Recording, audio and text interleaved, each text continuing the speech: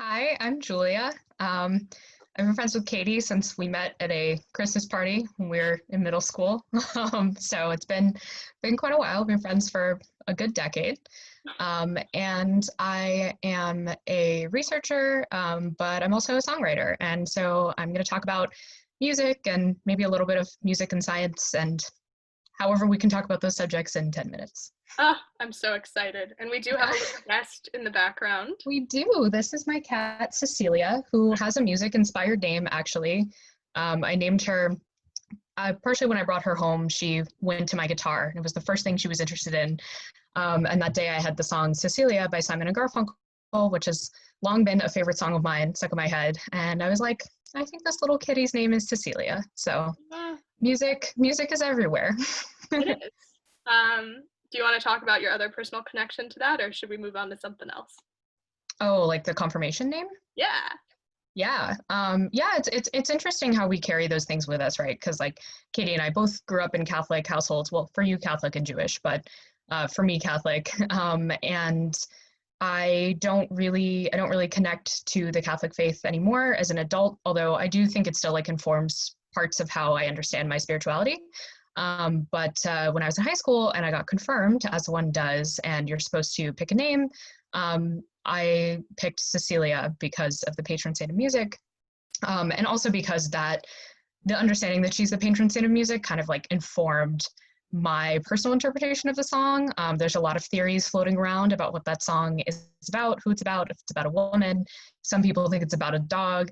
I don't know. There's a lot of theories, but to me, I was like, I think it's really cool to think about that in terms of I don't know, of muses and who we turn to as artists when we're lacking inspiration but really want to put our feelings out there. And I like to think about that song as being sort of like a call out for inspiration as a songwriter and a musician. And I really, my favorite part of the song is the term like jubilation, she loves me again. And to me, I always think about that as like the pure sense of joy when you're able to put your feelings into words and like really translate what's in your head as a songwriter into something that other people can understand. Like jubilation is the word that captures that feeling.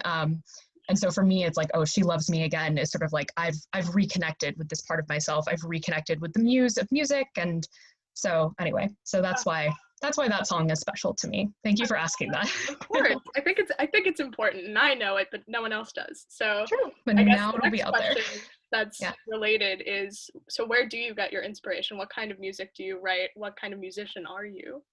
Yeah. An interesting question. I think I I tend to be the kind of music listener who often like I'll listen to like the same songs like on repeat. I'll be like right now I'm very much in a Phoebe Bridgers phase, which like I know is like kind of a cliche at the moment, but because she is so big right now.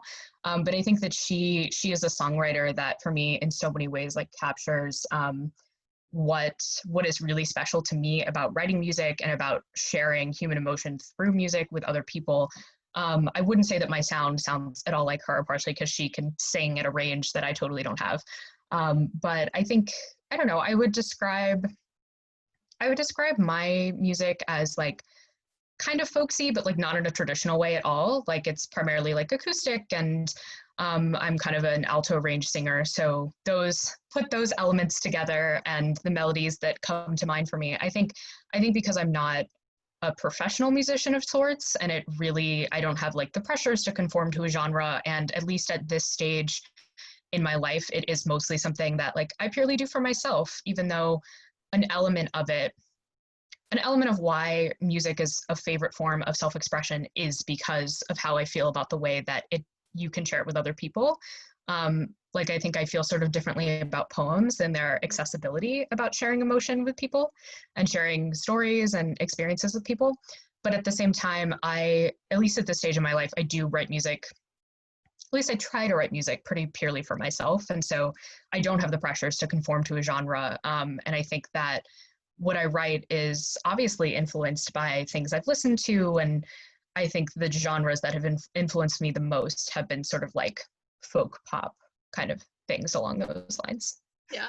I've always not literally, but your music always feels very soulful, like not soul music, but like there is Sure. always so much just like this very like deep, beautiful passion that comes through in all of your music. And every time I get to hear you sing something, which isn't as often as it should be, it definitely is very inspiring.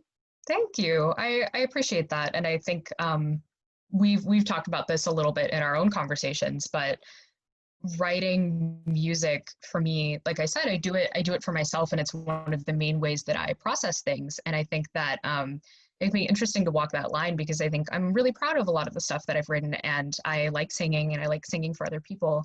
But it brings up that question sometimes of like, what is it to be vulnerable through your music? And also, who are you asking to be vulnerable alongside you, if like the song is obviously about them, to like other people in your life who might like know someone you dated, or like know an experience you had and they know exactly who that's about, and something that you wrote to only be for that person to know, well, like your friend that you ranted to about it also knows that it's about them, you know? And I think like that's a question I ask myself a lot, because I think that's what makes music so great. Like even if you think of like Motion Sickness by Phoebe Bridgers, like everyone knows that's about Ryan Adams. And I Right. think that's a situation where like she totally should not have had to hide that it's about him, especially because that's like exposing an abuser, and that was already like a pretty public conversation. But I think sometimes on the smaller scale, that like becomes a question for me sometimes too, because I don't want to change the vulnerability of what I'm writing about. It's a place for me to process those things, but then when it comes to sharing that with other people, that becomes a part of the conversation that I have with myself. Yeah, dude, I feel that's so hard because I do not write music. I am not an audio person, but the poems that I write are like very clearly love poems, and I feel like a lot of them are fairly anonymous. Because I've dated like a lot of people with curly hair, and it could be any of them. But A you know, great way to hide people's identity. Just date people with the same physical attributes. exactly. No, but seriously, like it becomes an issue of consent, and I think because I am hyper aware of consent as a woman, as Yeah, a young woman who's like been through a lot, I think I am always concerned. And the other thing is like and sometimes you can't ask for permission to like share something like a poem because you're not in contact with the person that you wrote it about. So totally. it's definitely this fine line. I do, before we get off on that tangent, I do want to ask you in this last few minutes about your connection between being a musician and being a scientist. Yeah. I think it's it's interesting because I don't think there's always like a clear cut connection. And I was even just saying this to you a little bit off camera, but I'll say it now, which is that I think that there's a lot of really well-rounded, exciting people who do both, or are just generally creative and scientists as well.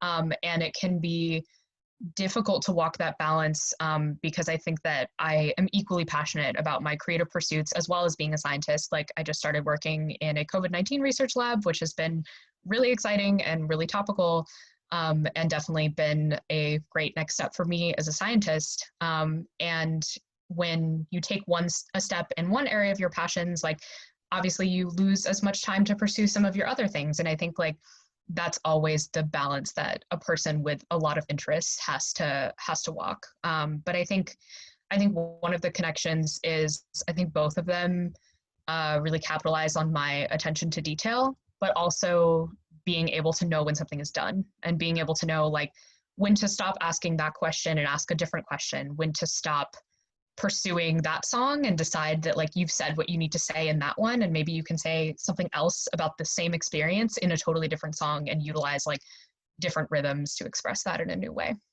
I think that's So, amazing. So my last question for you is, as someone who is passionate in both areas, what gets you excited? What gets you up in the morning? ooh, I think when it comes to music, the thing that gets me the most excited is the idea, I guess, of like emotional catharsis. Like I've talked a lot about how I don't think this is a totally unique feeling, but there are certain songs that I listen to. Actually, I think part of the reason it's cool is because it's not totally unique. I think there are songs that I listen to that are like sad, but they make me overjoyed. Like they bring me that jubilation. where I genuinely do not feel sad listening to them because I'm so excited that another person has experienced this feeling and really put into words something that I wasn't previously able to. And I think that's something that I hope to do as a songwriter as well. And part of what I think is really cool about taking the risk to be vulnerable in songs that you write, because even if you write a song and you're like, okay, well, this could obviously only be about this person in my life, someone else might really relate to it. And someone else might be like, wow, you really described my relationship or my loss or whatever it is. And I think as far as science, oh no, what were you going to say? Well, you'll have to wait for the science for the next discussion because Okay. we're out of time. But I think it's a No great worries. place to end on jubilation, and your music is always successful in doing that, at least for me. So thank you for being Oh, here, God. and thank Yeah, you, of DC. course. Yeah, say goodbye, Cece.